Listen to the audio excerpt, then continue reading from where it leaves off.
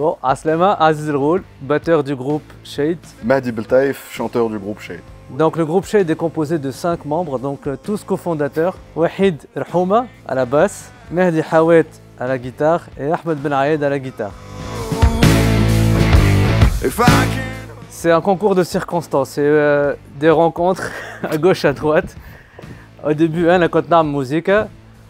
وسمعت بوحيد يلعب باس. On était dans le même lycée في PMF. يا اخي انا مشيت شفته قلت له هيا باش تلعب معايا في جروب.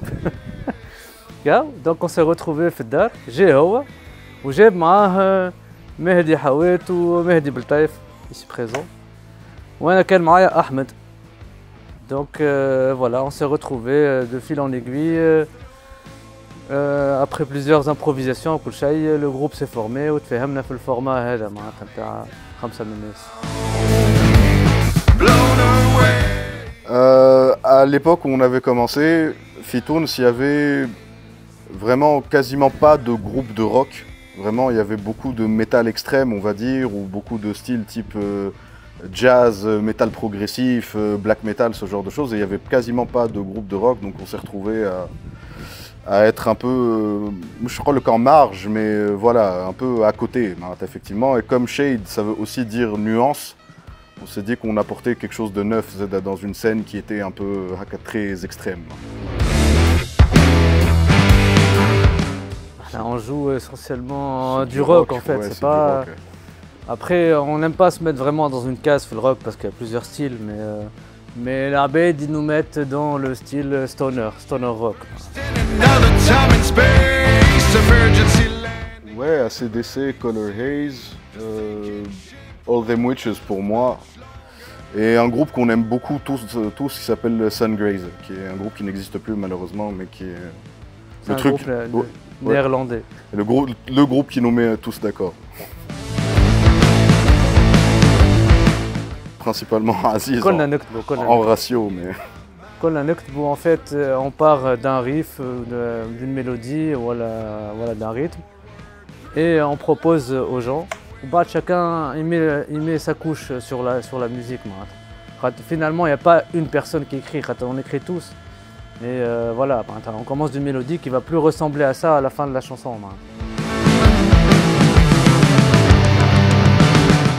Une bouffée d'air frais, sincèrement. Ça fait un moment qu'il ne se passe plus vraiment grand chose dans la scène alternative, on va dire, Fitoun, au niveau rock et métal. Ce qu'il y a en ce moment, c'est que quand on ne voit plus d'occasion d'avoir des festivals qui ramènent des groupes étrangers. On n'a plus l'occasion de côtoyer des musiciens à Melbarra, on n'a plus l'occasion même de les voir se produire vraiment. Dans un style qui n'est pas très aimé au niveau des institutions au Fitoun. Il n'est pas populaire. Non, tu vois, quand tu vois par exemple les JMC ou Erdekol, on prend des groupes gentils, quoi. Sur des grosses sélections ou Erdekol, on prend les options les plus safe. Donc c'est des occasions qui sont quand même... Ça s'ajoute à Tawa en ce moment, c'est malheureusement la seule alternative qui existe. Ce qu'on attend du public, c'est déjà qu'il soit au rendez-vous, premièrement, mais oui, on a eu des expériences avant le MENA où on a eu la surprise de faire des événements sold out. Donc effectivement, quand on réunit les bonnes conditions, le public est là. Il a faim d'événements, de ce genre de choses. Donc oui, on espère que voilà, d'ajouter à notre petite pierre à l'édifice avec ça et qu'il soit au rendez-vous.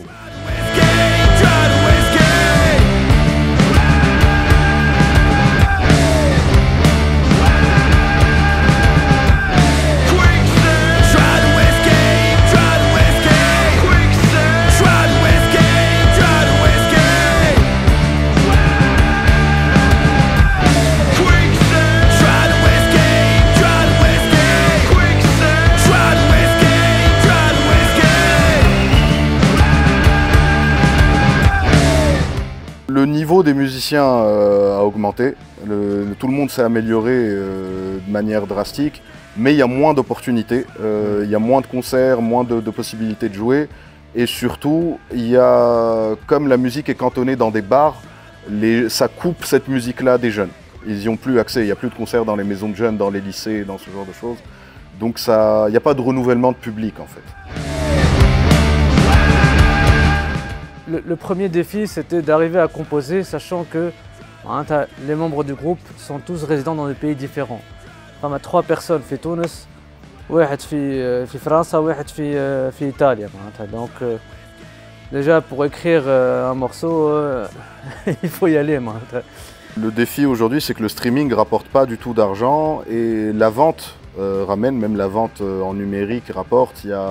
Nous, on a la chance de faire de la musique qui est un peu dans une niche de grands passionnés à l'étranger. Donc c'est des gens qui n'hésitent pas à soutenir et à acheter les versions numériques de l'album. On ne fait pas de physique encore pour l'instant. Et donc oui, on vend sur des plateformes numériques notre musique. On vend du merch aussi depuis pas longtemps. C'est une manière aussi de faire rentrer un peu de sous et de soutenir financièrement le groupe. On a quelques alternatives pour faire rentrer un peu d'argent dedans. Quand on fait des concerts, si on est bénéficiaire, ça nous permet de financer le concert d'après.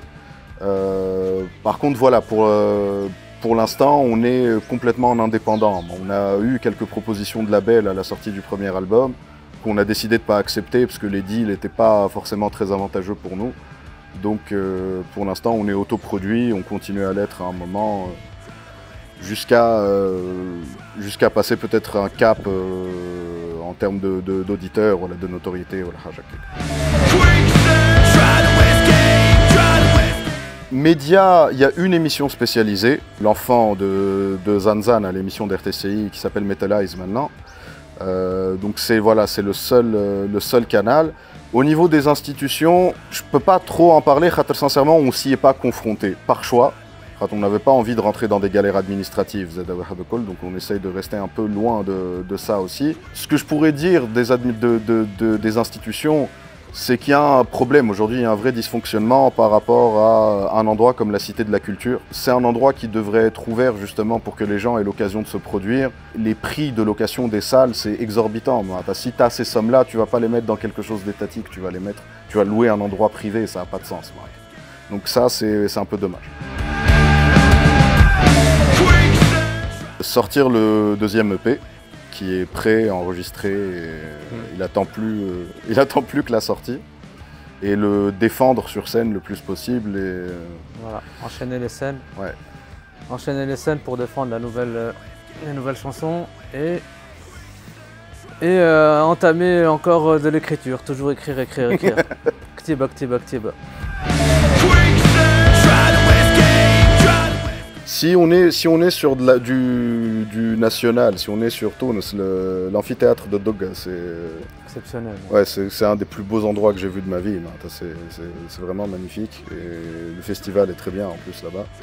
Si on est à l'étranger, il y a un festival en Italie qui est fou pour le style de musique qu'on fait, qui s'appelle le Duna Jam et qui est limite la scène, elle est à la Harf le Bhar. En Sardaigne. C'est magnifique, ça serait le rêve. Clairement. On a pu, sincèrement, c'est une réponse un peu bateau, mais on a eu l'occasion d'avoir un accueil critique taillard à Oued de Col parce qu'on a été soutenu vraiment à toutes les étapes par des gens qui ont bien voulu donner de leur temps, que ce soit les photographes, les ingé-sons, les artistes, les médias, les journalistes. Et surtout l'instant M. Surtout l'instant M, ouais. Surtout. Franchement, sans déconner, la liste est vraiment longue. Mais c'est un travail collectif qu'on a fait. Nous, on a produit la musique, mais on s'est fait beaucoup. On a beaucoup de faveurs à rendre. Ah, et sincèrement, franchement.